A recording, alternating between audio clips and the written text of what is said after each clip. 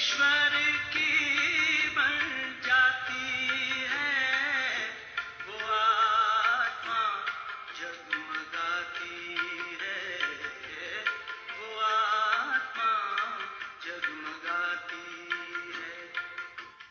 मन वचन से जो आत्मा।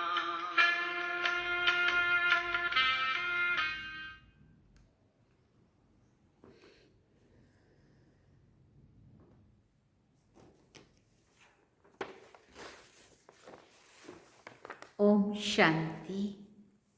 बाबा गुड मॉर्निंग।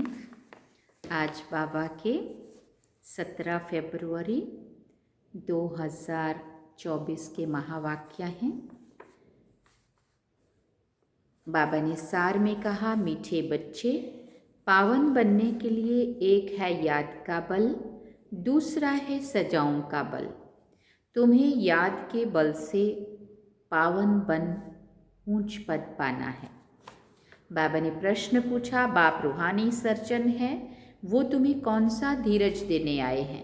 तो बाबा ने उत्तर में कहा, जैसे वो सर्जन रोगी को धीरज देते हैं ना कि अब बीमारी ठीक हो जाएगी, ऐसे रूहानी सर्जन भी तुम बच्चों को धीरज देते हैं। बच्चे, तुम माया की बीमारी से घबराओ नहीं। सर्जन दवा देते हैं तो ये बीमारियां सब बाहर निकलेंगी। जो ख्यालात अज्ञान में भी नहीं आए होंगे वो आएंगे, लेकिन तुम्हें सब सहन करना है। थोड़ा मेहनत करो, तुम्हारे अब सुख के दिन आए कि आए। ओम शांति। बेहद का बाप सभी बच्चों को समझाते हैं, तुम सबको पैगाम पहुंचाना है। तुम सबको पैगाम पहुंचाना है कि अब बाप आए हैं।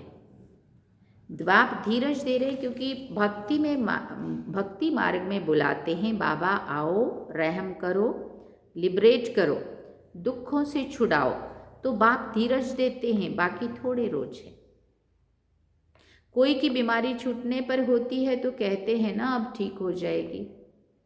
जब हम किसी को हॉस्पिटल में मिलने जाते हैं तो क्या कहते हैं? बस सब आप ठीक हो जाएंगे।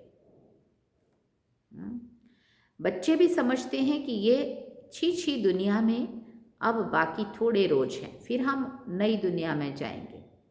उसके लिए हमको लायक बनना है, फिर कोई भी रोग आदि तुमको नहीं सताएंगे। बाप धैर्य देकर कहते हैं थोड़ी मेहनत करो, और कोई नहीं है जो ऐसे धीरज दे। तुम ही तमो प्रधान हो गए हो, अब बाप आए हैं तुमको फिर से सतो प्रधान बनाने के लिए। अभी सभी आत्माएं पवित्र बन जाएंगी, कोई योग बल से, कोई सजाओं के बल से। सजाओं का भी बल है ना, सजाओं से जो पवित्र बनेंगे उनका पद कम हो जाएगा। तुम बच्चों को श्रीमत मिलती रहती है। बाबा कहते हैं, बच्चे मामेकम याद करो तो तुम्हारे सब पाप भस्म हो जाएंगे। अगर याद नहीं करेंगे तो पाप 100 गुना बन जाएगा, क्योंकि पाप आत्मा बन तुम मेरी निंदा कराते हो। मनुष्य कहेंगे इनको ईश्वर ऐसी मत देते हैं जो आसुरी चलन दिखाते हैं। मनुष्य कहेंगे इनको ऐसी ईश्वर ऐसी मत देते हैं जो ये आसुरी चलन दिखाते हैं। कितनी बदनामी होती है। अगर बाबा कहते याद नहीं करेंगे तो पाप 100 गुना बन जाएगा और तुम पाप आत्मा बन जाएंगे तो मेरी निंदा कराएंगे। तो लोग क्या बोलेंगे, देखो ये ओम शांति में जाते भगवान के बच्चे बने हुए हैं तो ये ऐसे काम करते हैं, है ना, ऐसी आसुरी चलन दिखाते। उतराव चढ़ाव भी होता है ना, बच्चे हार भी खाते हैं, अच्छे बच्चे भी हार खाते हैं। फिर बाबा ने कहा तो पाप कटते नहीं है, फिर भोगना भी पड़ता है। ये बहुत छी दुनिया है, इसमें सब कुछ होता रहता है। बाप को बुलाते ही हैं कि बाबा आकर हमको भविष्य नई दुनिया के लिए रास्ता बताओ। बाबा जानते हैं उस तरफ पुरानी दुनिया, इस तरफ है नई दुनिया। तुम हो नैया, अब तुम पुरुषोत्तम बनने के लिए चल रहे हो। तुम्हारा इस पुरानी दुनिया से लंगर उठ गया है, तो जहाँ जा रहे हो उस घर को ही याद करना है। बाबा ने कहा है मेरे को याद करने से तुम्हारी कट उतरेगी। या तो है योग बल या सजाएं, हर एक आत्मा पवित्र तो जरूर बनानी है। पावन तो बनना ही, ऐसे नहीं जा सकती आत्मा। फिर चाहे याद के बल से हम पावन बने या फिर याद नहीं करेंगे तो सजाएं खानी पड़ेगी। पवित्र बनने बगैर तो कोई वापस जा नहीं सकते हैं, सबको अपना अपना पार्ट मिला हुआ है। बाबा कहते हैं ये है तुम्हारा अंतिम जन्म। मनुष्य कहते हैं कलयुग अजुन छोटा बच्चा है, गोया मनुष्य अभी इससे भी और दुखी होंगे। देखो तब बाबा ने कहा था, लेकिन आज आप देख रहे हो और आगे देखते चलो। फिर बाबा ने कहा तुम संगम युगी ब्राह्मण समझते हो कि ये दुख धाम तो अभी खत्म होना है। बाप धीरज देते हैं। कल पहले बाप ने कहा था मामेकम, मुझ एक को याद करो तो पापों की कट उतर जाएगी। ये मैं गारंटी करता हूँ। ये भी समझाते हैं कलयुग का विनाश जरूर होना है और सतयुग भी जरूर आना है। खातिरी मिलती है, बच्चों को निश्चय भी है, परंतु याद ना ठहरने के कारण कोई ना कोई फिर विक्रम कर लेते हैं।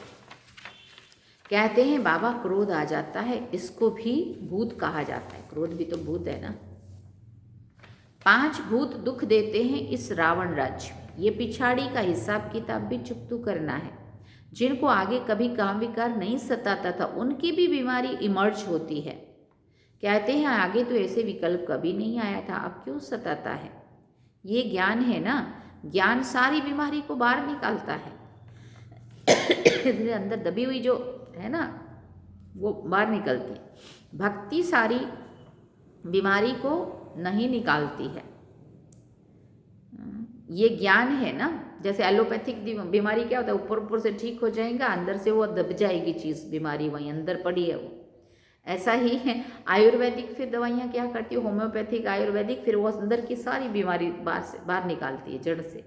तो वो ऐसा अपने को ऐसा लगेगा बीमारी तो और बढ़ गई। तो ऐसे ही भक्ति में ऊपर ऊपर से हम अपने को ठीक ठाक करना चाहते हैं, लिपा पोती समझो, लेकिन जैसे ही फिर बाबा मिलता है तो बाबा अंदर से पूरा उखाड़ के साफ करता है ना। इसलिए बाबा कहते ये है ही अशुद्ध विकारी दुनिया। 100% अशुद्धता है। 100% पतित से फिर 100% पावन जरूर बनना है। 100% भ्रष्टाचारी से 100% पावन श्रेष्ठाचारी दुनिया बननी है। बाबा कहते हैं मैं आया हूँ तुम बच्चों को शांति धाम सुख धाम ले चलने के लिए। तुम मुझे याद करो और सृष्टि चक्र को भी फिराओ। कोई भी विक्रम नहीं करो। जो गुण इन देवताओं में है ऐसे गुण धारण करने हैं। बाबा कोई तकलीफ नहीं देते हैं। कोई घरों में भी इविल सोल होती है तो आग लगा देती है, नुकसान करती है। इस समय मनुष्य ही सब इविल है ना। स्थूल में भी कर्म भोग होता है। आत्मा 1-2 को दुख देती है शरीर द्वारा। शरीर नहीं है तो भी दुख देती है। बच्चों ने देखा है जिसको घोस्ट कहते हैं वो सफ़ेद छाया मौफिक देखने में आते हैं, परंतु उनका कुछ ख्याल नहीं करना होता है। तुम जितना बाबा को याद करेंगे उतना ये सब खत्म होते जाएंगे। योग चाहिए बहुत। ये भी हिसाब किताब है ना। घर में बच्चियां कहती हैं हम पवित्र रहना चाहती हैं, ये आत्मा कहती है, और जिनमें ज्ञान नहीं है वो कहते हैं पवित्र नहीं बनो। फिर झगड़ा हो पड़ता है, कितना हंगामा होता है। अब तुम पवित्र आत्मा बन रहे हो, वो है अपवित्र और तो दुख देते हैं। है तो आत्मा है ना, उनको कहा जाता है इविल आत्मा। शरीर से भी तो बिगर शरीर भी दुख देते हैं। ज्ञान तो सहज है, स्वदर्शन चक्रधारी बनना है, बाकी मुख्य बात है पवित्रता की। इसके लिए बाप को खुशी से याद करना है। रावण को इविल कहेंगे ना, इस समय यह दुनिया है ही इविल। 1-2 से अनेक प्रकार के दुख पाते रहते हैं। इविल पतित को कहा जाता है। पतित आत्मा में भी 5 विकार अनेक प्रकार के होते हैं। 5 विकार अनेक प्रकार के होते हैं। कोई में विकार की आदत, कोई में क्रोध की आदत, कोई में तंग करने की आदत, कोई में नुकसान करने की आदत होती है। कोई में विकार की आदत होगी तो विकार ना मिलने के कारण क्रोध में आकर फिर बहुत मारते भी है।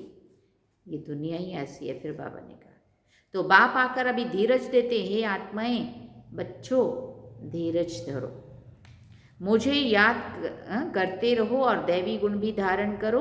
ऐसे भी नहीं है कि धंधा आदि नहीं करो।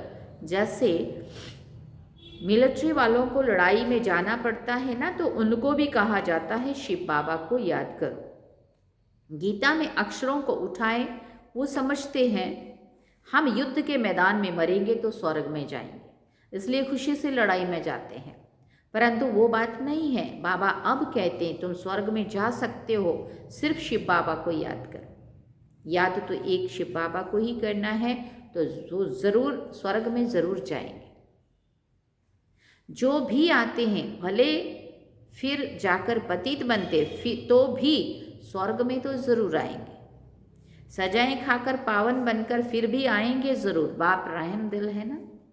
बाप समझाते हैं कोई विक्रम ना करो तो विक्रमाजीत बनेंगे। ये लक्ष्मी नारायण विक्रमाजीत है ना। फिर रावण राज्य में विक्रमी बन जाते हैं। विक्रम संवत शुरू होता है ना। मनुष्यों को तो कुछ भी पता नहीं है। तुम बच्चे अभी जानते हो ये लक्ष्मी नारायण विक्रमाजीत बने हैं। कहेंगे विक्रमाजीत नंबर 1। फिर 2500 वर्ष के बाद विक्रम संवत शुरू होता है। मोहजीत राजा की कहानी है ना। बाबा कहते हैं नष्टो मोहा बनो, माम एकम याद करो तो पाप कटेंगे। जो 2500 वर्ष में पाप हुए हैं वो 50-60 वर्ष में तुम स्वयं को सतो प्रधान बना सकते हो।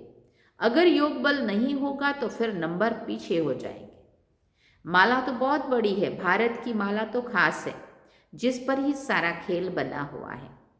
इसमें मुख्य है याद की यात्रा और कोई तकलीफ नहीं है। भक्ति में तो अनेकों से बुद्धि लगाते हैं। यह सब है रचना, उनकी याद से किसी का भी कल्याण नहीं होगा। बाबा कहते हैं किसी को भी याद नहीं करो। जैसे भक्ति मार्ग में सिर्फ तुम भक्ति करते थे, अब फिर पिछाड़ी में मुझे याद करो। बाप कितना क्लियर समझाते हैं। आगे थोड़ी जानते थे, अभी तुमको ज्ञान मिला है। बाबा कहते हैं और संग तोड़ एक संग जोड़ो, तो योग अग्नि से तुम्हारे पाप भस्म हो जाएंगे। पाप तो बहुत करते आए हो, काम कटारी चलाते हो, 1-2 को आदि मध्यांत दुख भी देते आए हो। मूल बात है काम कटारी की, ये भी ड्रामा है ना। फिर बाबा ने कहा ऐसे भी नहीं कहेंगे कि ऐसा ड्रामा क्यों बना, ये तो अनादि खेल है, इसमें मेरा भी पार्ट है। ड्रामा कब बना, पूरा कब होगा, ये भी नहीं कह सकते। ये तो आत्मा में पार्ट भरा हुआ है। आत्मा की जो प्लेट है वो घिसती नहीं है। आत्मा अविनाशी है, उसमें पार्ट भी अविनाशी है। ड्रामा भी अविनाशी कहा जाता है। बाप जो पुनर्जन्म में नहीं आते हैं वही आकर सब राज समझाते हैं। सृष्टि के आदि मध्य अंत का राज कोई भी नहीं समझा सकते। ना बाप का ऑक्यूपेशन, ना आत्मा का, कुछ भी नहीं जानते हैं। ये सृष्टि का चक्र फिरता ही रहता है। अब पुरुषोत्तम संगम युग है, जब सब मनुष्य मात्र उत्तम पुरुष बन जाते हैं। शांति धाम में सभी आत्माएं पवित्र उत्तम बन जाती हैं। शांति धाम पावन है ना। नई दुनिया भी पवित्र है, वहाँ शांति तो है ही। फिर शरीर मिलने से पार्ट बजाते हैं, ये हम जानते हैं। हर एक को पार्ट मिला हुआ है, वो हमारा घर है, शांत में रहते हैं, यहाँ तो पार्ट बजाना है। अब बाबा कहते हैं भक्ति मार्ग में तुमने मेरी अव्यभिचारी पूजा की, दुखी नहीं थे। अभी व्याभिचारी भक्ति में आने से तुम दुखी बन पड़े हो, अनेकों की जब लगे करने। अब बाबा कहते हैं दैवी गुण धारण करो, फिर भी आसुरी गुण क्यों। अब बाबा कह रहे हैं कि दैवी गुण धारण करने, फिर भी बाबा कहते हैं ये आसुरी गुण क्यों। बाप को बुलाया है कि हमको आकर पावन बनाओ, फिर पतित क्यों बनते हो। उसमें भी खास काम को जरूर जीतना है तो तुम जगत जीत बनेंगे। मनुष्य तो भगवान के लिए कह देते हैं आपे ही पूज्य आपे ही पुजारी। गोया उनको नीचे ले आते। ऐसे पाप करते करते महाविकारी दुनिया बन गई। गरुड़ पुराण में भी रौरव नरक कहते हैं, जहाँ बिच्छू टिंडन सब काटते रहते हैं। शास्त्रों में क्या क्या बैठ दिखाया है। अब असल में तो बिच्छू टिंडन वो वाले नहीं काटते, लेकिन मनुष्य ही ऐसे बिच्छू टिंडन की तरह काटते रहते, मनुष्य को दुख देते रहते। असल में ये बात थी। ये भी बाप ने समझाया है, शास्त्रादि सब है भक्ति मार्ग के, इनसे कोई भी मेरे साथ नहीं मिलते हैं और ही तमो प्रधान बन पड़े, इसलिए मुझे बुलाते हैं कि आकर के पावन बनाओ तो पतित ठहरे ना। मनुष्य तो कुछ भी समझते नहीं है, जो निश्चय बुद्धि है वो तो विजयी हो जाते हैं। रावण पर विजय पाकर राम राज्य में आ जाते हैं। बाबा कहते हैं काम पर जीत पाओ। इस पर ही हंगामा होता है। गाते हैं अमृत छोड़ विष काहे को खाते हो। अमृत नाम सुनकर के समझते हैं गौमुख से अमृत निकलता है। अरे गंगा जल को थोड़ी अमृत कहा जाता है, ये तो ज्ञान अमृत की बात है। उन्होंने फिर वो वाला जल की बात समझ ली। स्त्री पति के चरण धोकर पीती है, उनको भी अमृत समझते हैं।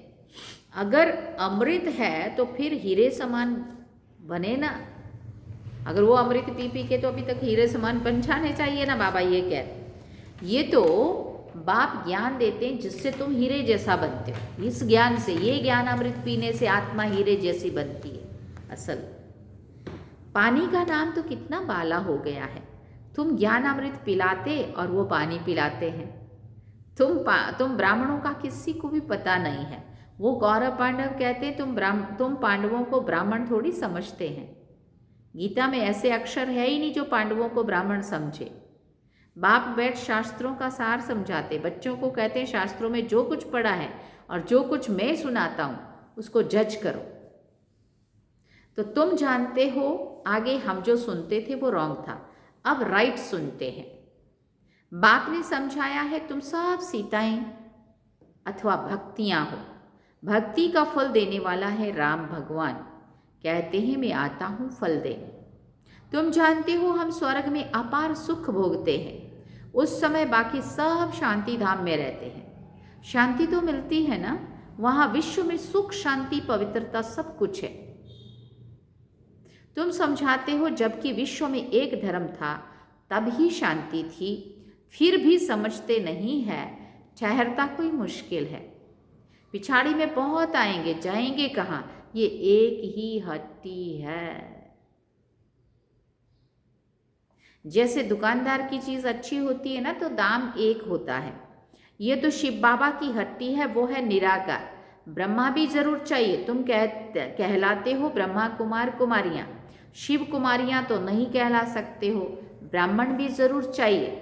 ब्राह्मण बनने बिगर फिर देवता कैसे बनेंगे। अच्छा, मीठे मीठे सिक्के लदे बच्चों प्रति माता पिता बाप दादा का याद प्यार और गुड मॉर्निंग। रूहानी बाप की रूहानी बच्चों को नमस्ते। हम रूहानी बच्चों की रूहानी माता पिता बाप दादा को दिलवा जान से ख्वा प्रेम से याद प्यार गुड मॉर्निंग नमस्ते। थैंक यू बाबा, शुक्रिया बाबा। धारणा के लिए मुख्य सार है, पहला पॉइंट, देवताओं जैसे गुण स्वयं में धारण करने हैं। अंदर जो भी इविल संस्कार है, क्रोध आदि की आदत है, उसे छोड़ना है। विक्रमाजीत बनना है, इसलिए अब कोई भी विक्रम नहीं करना है। दूसरी बात, हीरे समान श्रेष्ठ बनने के लिए ज्ञान अमृत पीना और पिलाना है। काम विकार पर संपूर्ण विजय पानी है। स्वयं को सतो प्रधान बनाना है। याद के बल से सब पुराने हिसाब किताब चुकतो करने हैं। वरदान में बाबा ने कहा, बुद्धि को मेरेपन के फेरे से निकाल, उलझनों से मुक्त रहने वाले न्यारे ट्रस्टी भव।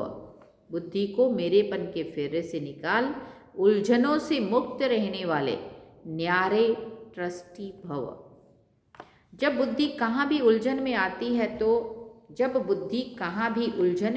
है तो समझ लो जरूर कोई ना कोई मेरापन है। जहाँ मेरा आया वहाँ बुद्धि का फेरा हुआ, माना बुद्धि फिर जाएगी। गृहस्थी बनकर सोचने से गड़बड़ होती है, इसलिए बिल्कुल न्यारे और ट्रस्टी बन जाओ। ये मेरापन, मेरा नाम खराब होगा, मेरी ग्लानि होगी, मेरा सोचना ही उलझना है। फिर जितना सुलझाने की कोशिश करेंगे उतना उलझते जाएंगे। इसलिए ट्रस्टी बन इन उलझनों से मुक्त हो जाओ। भगवान के बच्चे कभी उलझनों में नहीं आ सकते। स्लोगन में बाबा ने कहा, बड़े बाप के बच्चे हो, इसलिए ना तो छोटी दिल करो, ना छोटी बातों में घबराओ। बड़े बाप के बच्चे हो, इसलिए ना तो छोटी दिल करो, ना ही छोटी छोटी बातों में घबराओ। ओम शांति। इसलिए हम गीत सुनेंगे, घबराओ ना प्यारे भाई। अब मैं वो गीत बजाती हूँ, ठीक है। छोटी छोटी बातों में घबराना नहीं।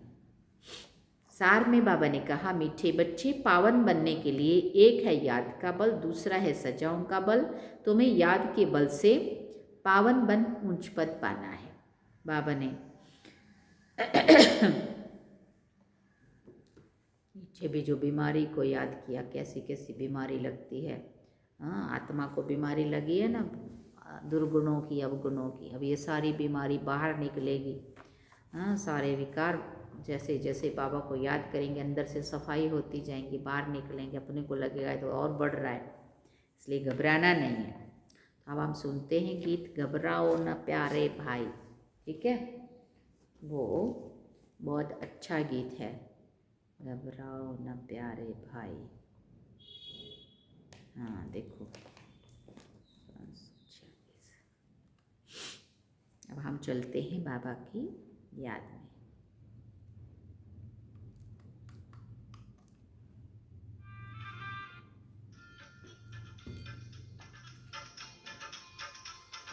हिम्मत न हारना कभी, तन में तनिक भी जान है। मंजिल सरल हो जाएगी, साथी स्वयं भगवान है।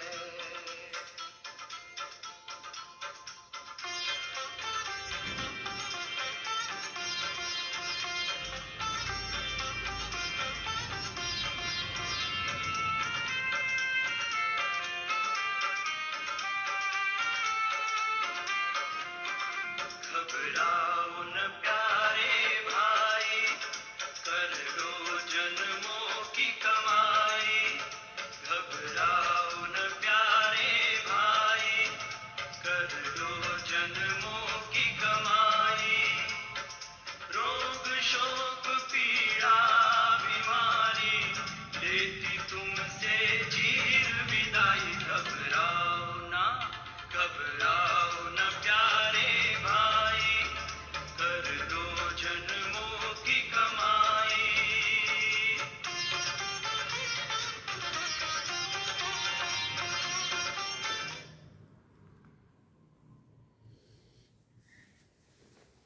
घबराओ न प्यारे भाई, कर लो जन्मों की कमाई।